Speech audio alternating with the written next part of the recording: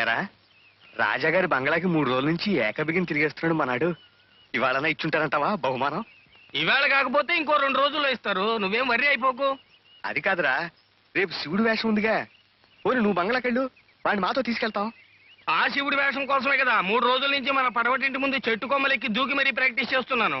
ఇది హనుమంతుడి వేషం కాదు, నువ్వు చెట్టు కొమ్మలెక్కి దూకడానికి రారా. నిన్న కృష్ణుడి వేషం వేసి హరిశ్చంద్రుడు పద్యం పాడాడుగా, రేపు శివుడు వేషం వేసి కుప్పిగంతులు వేస్తాడు. ఈడొద్దు బాబు, ఈడో నోరు మీరే గబ్బిల మొహమా. మూడో కంటికి తెలియకూడని పచ్చి నిజాలు నీతో చెబుతున్నందుకు ఆశ్చర్యంగా ఉంది కదూ. ఈ చీకటి గోడల మధ్య బ్రతుకుతున్న నేను నా జీవితంలో మనసు నోరు విప్పి మాట్లాడుతున్నది ఈ రోజే. అది నీతోనే. ఈ పళ్ళ్యాన్ని బహుకరించింది ఎందుకు ఇప్పుడు అర్థమవుతుందంటే, వద్దంటే ఈ పగటి వేషగాడు తన ఆటకి 4 చప్పట్లు కోరుకుంటాడే తప్ప బహుమానాలు పట్టుకావంచాలు కాదండి. దయచేసి లోపల పెట్టండి. మా బహుమతిగా వద్దులే, నా జ్ఞాపకంగా తీసుకో.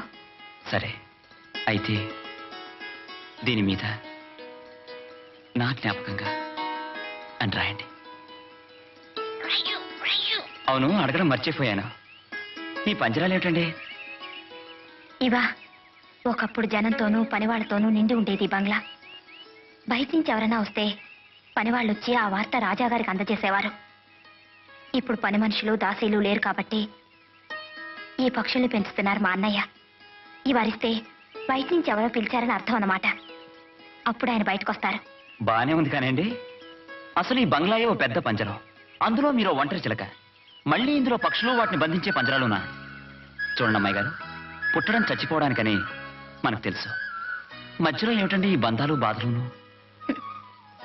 వాటికి నాకు స్వేచ్ఛనిచ్చే కాలం ఎప్పటికైనా వస్తుందేమో. సరే, ఇప్పుడే వస్తాను.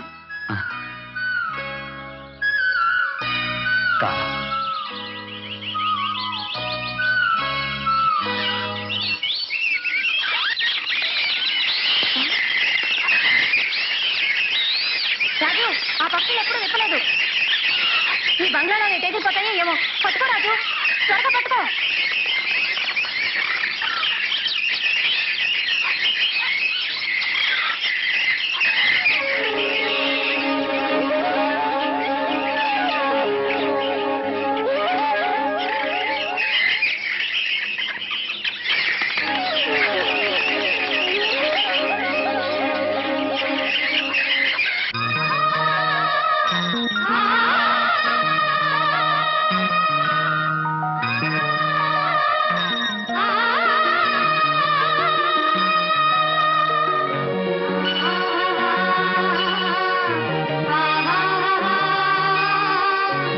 చెప్పిన ఊళ్ళని తిరిగాను సార్, ఎక్కడా ఆ నక్కలు లేవు సరికదా. సాక్ష్యం ఇచ్చే మనుషులు కూడా ప్రత్యేకతని సపోర్ట్ చేస్తున్నారు. What the hell is happening I say? ఆ ముత్యాలరావు కొడుకులు చాలా తెలివిగా ఉన్న సాక్ష్యాలను మాఫీ చేస్తున్నారు సార్. వీల్లేదు చందర్, వీల్లేదు. ఇంత బలమైన కేసు వాళ్ళ చీటింగ్ వల్ల ఓడిపోకూడదు. సార్, ఏమిటి? ముత్యాలరావు గారు చంద్రగారిని కలవాలంటున్నారు. ఏమిటయ్యా నువ్వు మాట్లాడేది? ఆ ముత్యాలరావు కొడుకులే కదయ్యా మన మీద కేసు పెట్టి. అవును సార్, ముత్యాలరావు గారు హాస్పిటల్లో ఉన్నారు. చంద్రగారిని వెంటనే కలవాలని, లేకుంటే మందులు కూడా తీసుకుని మొండి పట్టుపడుతున్నారు సార్. ఏమిటయ్యా చందర్ ఇది? ఏదేమైనా నేను వెళ్ళను సార్. వాళ్ళు చేస్తున్న మోసంలో ఇదో భాగమై ఉంటుంది. నువ్వు అలా కొట్టిపారేకి చందర్.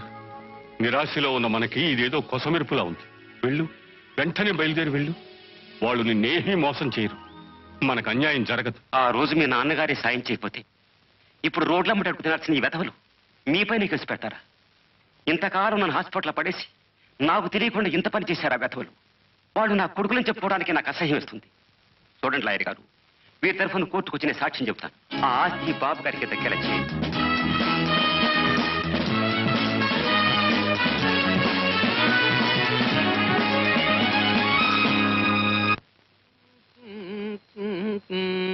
పొద్దు పెట్టావేంట్రా ఈ దుకాణం? ఈ రోజైనా రాజాగారి దర్శనం అయిందా? బహుమానం ఇచ్చారేంట్రా? ఇచ్చారు. రాజుగారు ఇచ్చిన బహుమతి ఎప్పుడూ చాలా గొప్పగానే ఉంటుంది. ఈసారి ఏమి ఇచ్చారా? చాలా విలువైందిరా, మనిషి వెలకట్లేంది. ఇదిగా నీ పైత్యానికి మేము ఇక్కడ ఉక్కిరి బిక్కిరి అయితే వస్తున్నాం కానీ అదేదో చూపించరా త్వరగా. అది ఎవ్వరికీ చూపించను. వివరాలు అడిగినా చెప్పను. బహుమానం అంటే అదేమన్నా చద్దాను అనుకున్నావేంటి? నువ్వు అక్కడే బొక్కేయడానికి మాకు వాటాలు ఉంటాయి. అతిగా పేలకు. అది నా సొంతం అంతే. ఏంట్రా పేలాప నాదా నీదా? రేయ్ అర్థమైందిరా, అర్థమైంది. డబ్బు మొత్తం నువ్వు ఒక్కడివి కొట్టేసి జుత్తు కత్తిరించుకుని రేయ్ నీ పథకం అర్థమైందిరా. నిన్ను ఏం చేస్తావు? నన్ను ఈ జట్టు నుంచి విలయిస్తావు అంతేనా? ఆ నిర్ణయం నేనే తీసుకున్నాను. ఈ రోజు నుంచి నా కాలి గజ్జె కట్టను. ముందు ఆ బహుమానం అక్కడ పెట్టరా. ఆ తర్వాత నువ్వు కాలి గజ్జె కట్టకపోయినా నీ ఒంటి మీద బట్ట కట్టకపోయినా నాకే అభ్యంతరం లేదు. రేయ్ నిన్ను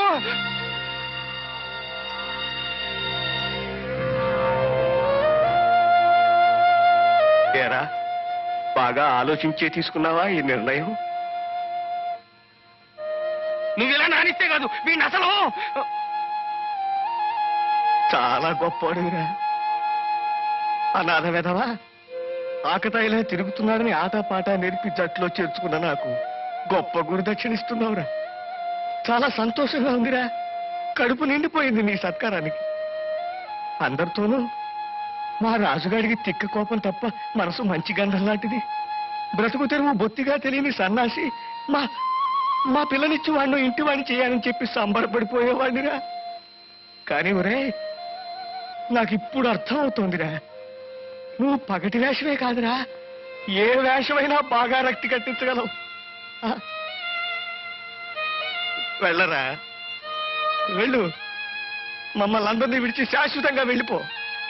రేవులో ఈ పాటికి ఆఖరిలాచి వచ్చి ఉంటుంది. బయలుదేరరా, నీ బహుమతితో బయలుదేరు.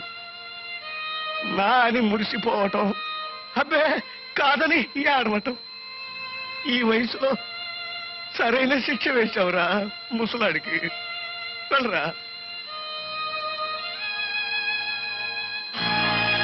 చీకటిరా, దారిలో పురుగు పుట్ల ఉంటాయిరా.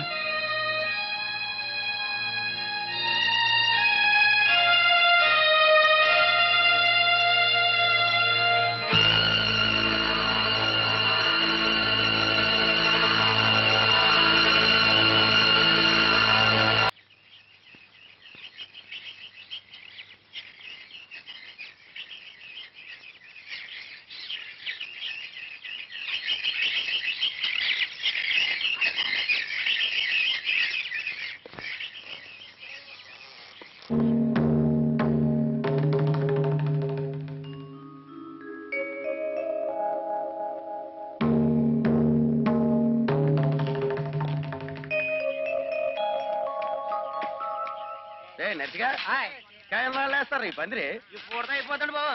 కానివ్వండి కానివ్వండి. ఇప్పుడు దగ్గర ఏర్పాట్లన్నీ పూర్తి చేయించావా మున్సబు? ఆ విషయాలు మాట్లాడుతుంటేనే ఇందాక మీరు వచ్చారు. రే తొందరగా కానివ్వండి రా, రేపు రాజావారిని దర్శనానికి పిలిచాం. చెప్పాడు నిజం. పచ్చి నిజం అండి.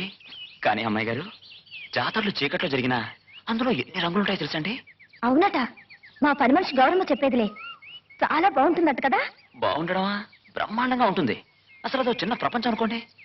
పుణ్యం నీడలో పాపం, భక్తి పక్కనే శృంగారం. ఆ చీకట్లో పోటీ పడుతుంటాయండి.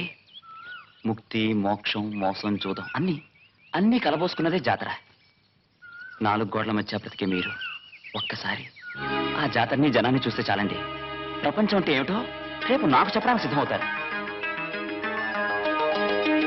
మరి వెళ్దామా?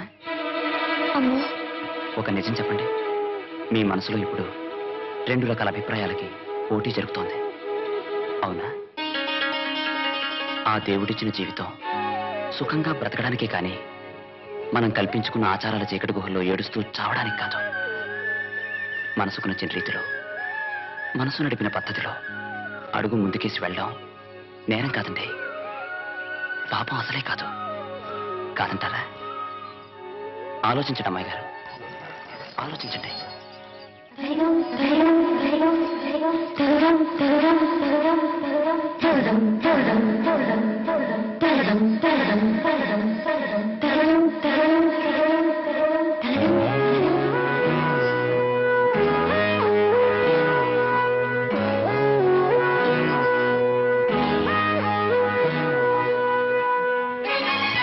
ఇంకా సేపట్లో దీపాలు వెలుగుతుంది.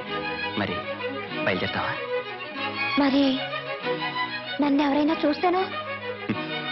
జనానికి మీరు ఈ బంగ్లాలో ఉంటారని తెలుసు కానీ ఎలా ఉంటారో తెలియదుగా. అయినా ఈ బట్టలో రావడం మంచిది కాదులేండి. ఈ చీర కట్టుకురండి. రెస్పెక్టెడ్ జస్టిస్, మా తరఫున అతి ముఖ్యమైన సాక్షిని ప్రవేశపెట్టడానికి కొద్దిగా వ్యవధి కావాలని కోరుకుంటున్నాను. ఆయన్ని తీసుకురావడానికి సార్ ఒక్కసారి ఇలా వస్తారా? ఆయన రాలేదా? కోర్టుకు రావడానికి తయారవుతున్న ముత్యాలరావు గారికి సడన్ గా బీపీ పెరిగి హార్ట్ అటాక్ వచ్చింది. వాట్? ఆయన చచ్చిపోయారు. ఆర్డర్ ఆర్డర్ కనుక Hindu minority and guardianship act 8వ సెక్షన్ ప్రకారం సదరు అమ్మకం చెల్లదని శ్రీ రాజా శివప్రసాద్ చందర్ ఆ భూమిని ప్రతివాది అయిన మద్దాలి మురళీకృష్ణకు అప్పగించవలనని కోర్టు వారు నిర్ణయించడమైనది.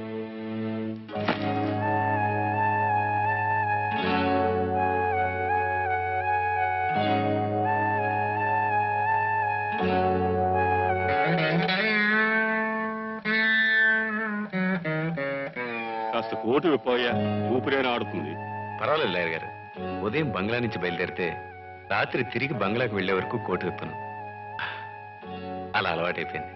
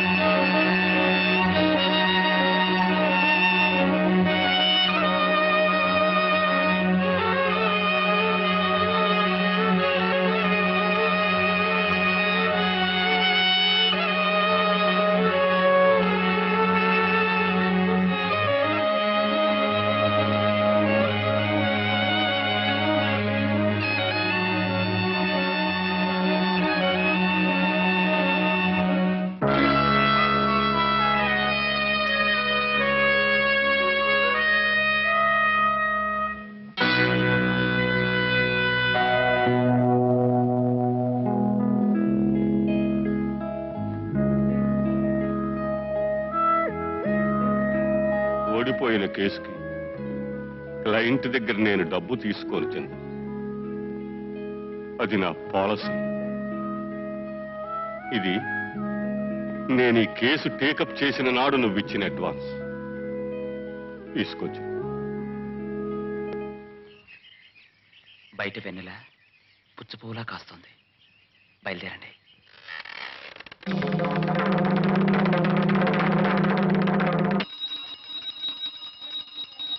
వందేహం మంగళాత్మానం భాస్వంతం యోగ విగ్రహం. మీ తాతగారు అనుకున్నావా? ఇంత అని చూస్తున్నాను, ఎక్కదిలిపోతున్నావా పీతలాగా. నిజంగా మీ తాతగారిదేనని ఆయనకేం తెలిసింది? మీరు పదండి. ప్రతి ఏడు ఈ పాటికి దేవుడికి అర్చన చేయిస్తుండేవారు పెద్దరాజావారు. నిరుడు ఆయన పోయాక చిన్నరాజావారు కూడా బాగానే చేయించారు. కానీ ఈ ఏడే ఇలా జరిగింది. అసలు ఈయన బంగ్లాలోనే ఉండటం లేదటండి, ఏవో గొడవ మీద తిరుగుతున్నారట. ఏం గొడవలో ఏం కక్షలో, అసలు ఈ పెద్దోళ్ళతోనూ గొడవే ఇదండి. ఆ రాజుల్ని ప్రతి ఏడు ఆ దేవుడే రప్పించుకుంటాడట. ఏమిటో ఈ ఏడు ఎవరూ రాలేదు. అయ్యవారు మనల్ని భార్యాభర్తలను దీవించేశారు తెలుసా అండి? మరి బయలుదేరదామా?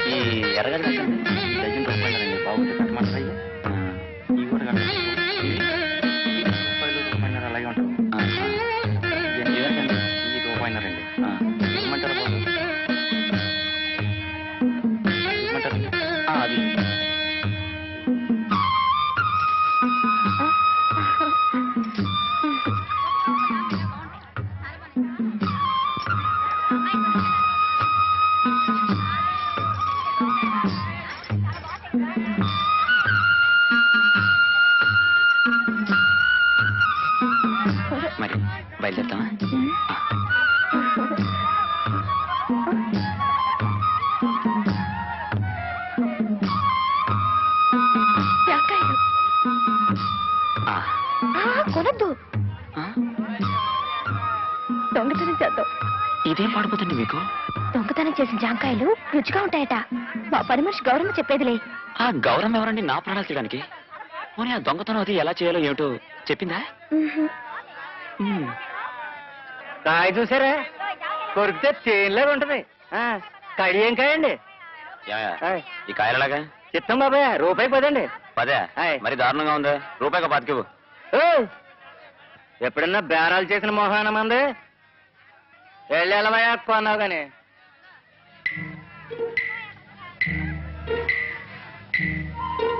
తీసా ఆ దొరకాయండి. పోనీ రూపాయికో 20. బేరం నా మొఖంకే చూసి ఆడకుండా నీ కాళ్ళకే చూసి ఆడతావేంటి? చాలా అందగాడే కదా, రాత్రి ఎందుకు పగలు చూద్దామని. ఎక్కడో నువ్వు బాలేవాళ్ళు ఉన్నావు. మాట్లాడదామయ్యా సోమరాజు. నా పేరు సోమరాజు కాదు, నరసరాజు. మిమ్మల్ని ఇద్దరిని సాగుబాదేక దేవరాజుని పేరు పెట్టుకుంటాం. పేరం పేరు చెప్పి ఇలా దొంగతనాలకు వస్తారా? రే రే ఆగే. అయ్యి బాబోయ్, నడుం జారిపోయింది.